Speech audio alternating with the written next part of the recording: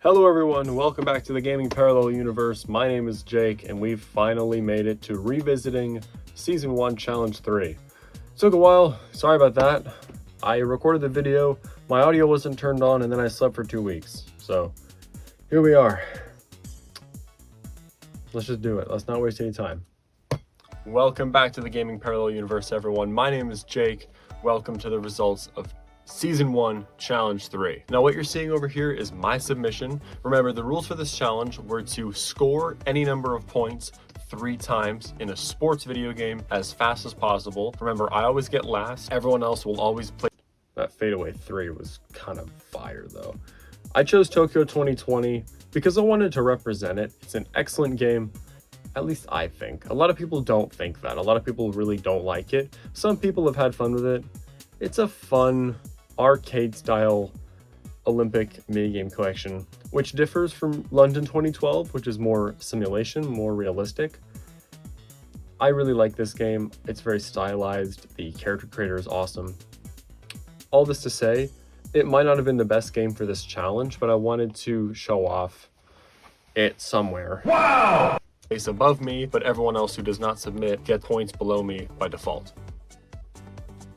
For my game, that was a good steal, and I could have drained it if I didn't release it a bit early, but I could have also driven to the hoop. What you have to understand is that I took this gameplay from just a clip on my PS5 capture gallery, and then just put it in as my submission, because I happened to score 3 times. I also never made a rule about you can't let the opposing team score, so I get scored on. I'm pretending you haven't seen this video. You've seen this video. 3 seconds, 0.73. I just took a while. If I didn't say already, there's and Epilemnian. The winner. Congratulations was the 14 point. Feels like I'm skipping through Snapchat stories. I don't use Snapchat. 1 more arcade games, and that which let's show you both. Hold on. Their final time 13.1. So we're gonna get to both of the games. In the video I described the games. We have Karate Champ and we have Worldwide Classics. When I say 14.1 seconds and 13.1 seconds, what I mean by that is the videos are given to me in 30 frames a second, and then I'm counting how many frames there are after the last full second. So in the case of Epilemnian, 14 full seconds, and then 3 frames out of the 30 frames of the next second. I'll tell you exactly where I'm starting and stopping the timer and why, because it's important to know that. Seconds. 1 second is all it takes. So this game is interesting. Karate Champ, Data East. You can see on there it says 1986. Thought it was earlier. The way this game works is you play. It's first to win 2 rounds wins the match. And in order to win a round, you have to get 2 points, 2 full points. You can get so in order to earn those 2 points, you can earn either half points or full points. So 1 point. In this game, every time you cleanly strike the opponent, you get a certain number of... Internally, the game finds a number. It's between 100 to 900, I think. And the way it works is this. If the number is between 100 and 500, it counts as a half point. This is mainly for safe body punches and strikes when both feet are on the ground. Body kicks, I guess. The flashier it is, if you're in the air, when you do a flying kick, or you do some kind of more advanced technique, you're likely to get a rating of over 500, which gives you a full point. It's important to know these because I think the reset after a round is longer than just between individual points or half points or instances of fighting. So Epilemnian, in order to score 3 different times in the same round, they had to get a half point at least 1 time, because if they had gotten 2 full points back to back, they would have had to reset for a full another round, and that would have, I think, taken longer. That's something to note. Hopefully that all made sense. If it didn't, go back and watch it again until it makes sense. 14.1 seconds. So you can see in the top left, it's keeping track of how many points. and then it shows the like aggregate score of how many rounds you've won after that. So you see 0-0, it's the first round. So Epilemion jumps over the top, like Street Fighter, and then hits him with tries again with the spinning back kick, hits him with the reverse punch, sort of to the face, but they were crouching into it. This got a full point, which was enough. By the way, high score, the 50,000 and the 100, that's different from the rating sort of thing I was describing earlier, where it's between 100 to 500 for a half point in the match or in the round. The high score, that's just the artifact of this being an arcade game or rather a game from that time, and also being an arcade game. We land the reverse punch. We reset for the next engagement. The moment that the instructor raises their hand to indicate which player landed the strike first, that is the moment the timer starts. I was very particular about that because that is the very instant that you score the point. It happens extremely immediately.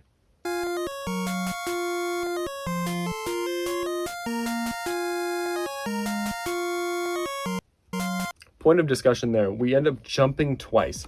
It's interesting because this calls into question the AI of these older video games. They're not as sophisticated as you see in modern sports games or games like Arc Raiders or more like extraction shooters, or games where the AI is a big selling point of what makes it so dynamic for a player with a DualSense 5 controller in their hands. My thinking is the opponent's going to approach. As soon as they get in range, they're going to punch, or they're going to go for a kick, like a front kick. I think they actually went for a punch here. They're going to go for the punch as soon as Epilemion is in range. Epilemion is the white gi jacket martial artist on the left, as you already know. So as soon as they're in range, the opponent's going to throw that punch.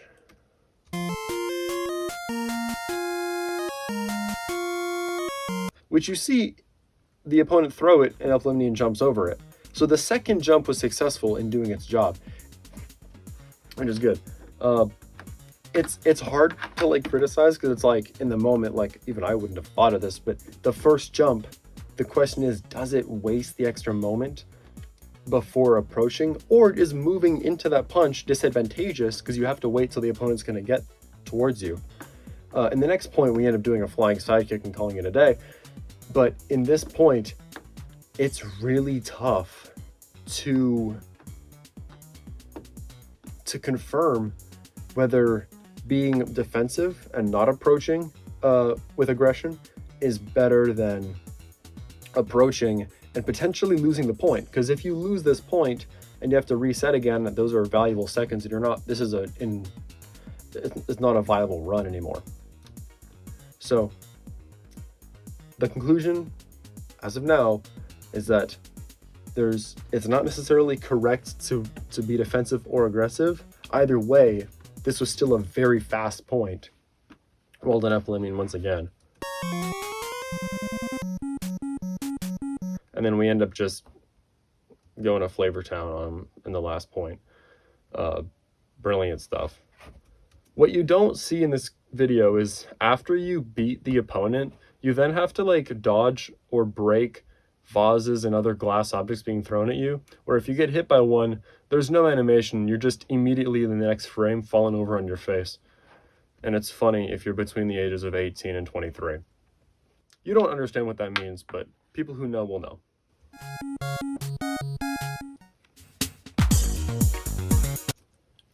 This is great. This is great. I loved when I saw this, I was like, that's genius. Tennis from Clubhouse Games, 51 Worldwide Classics.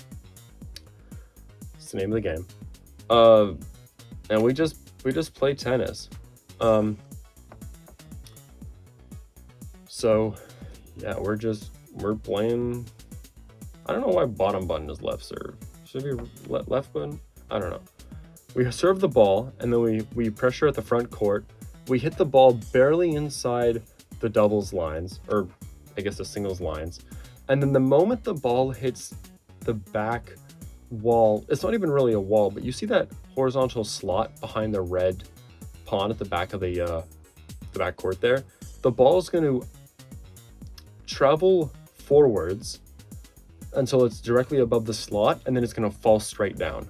The moment that it ceases its horizontal velocity and falls straight down is the moment at which the point in favor of EJ5 is confirmed.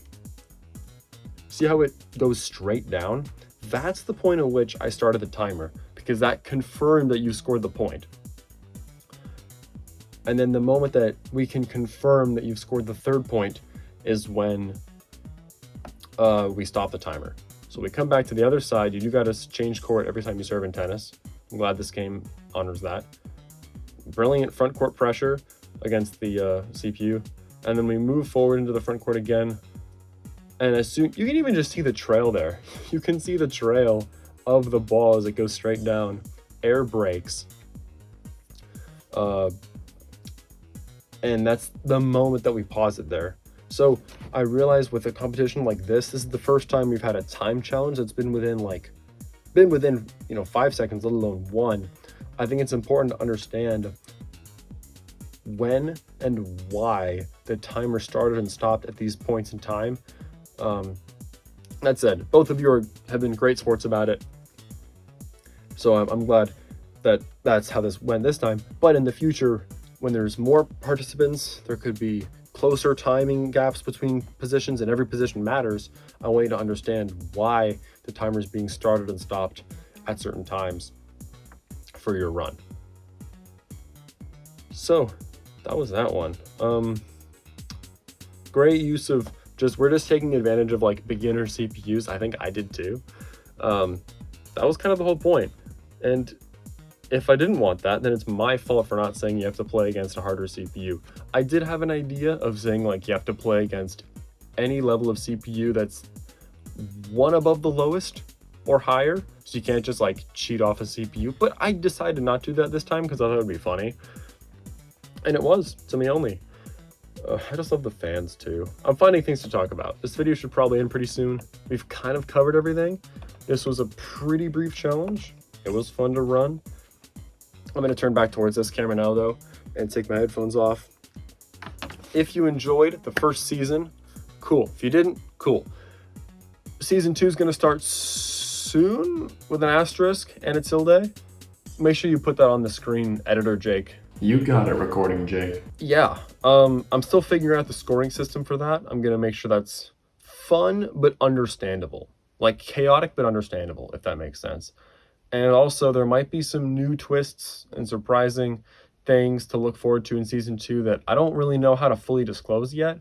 So we will get to that very soon. Subscribe if you're new. Click on the boxes that appear after this. And yeah, hope you have a wonderful rest of your day. Thanks, guys.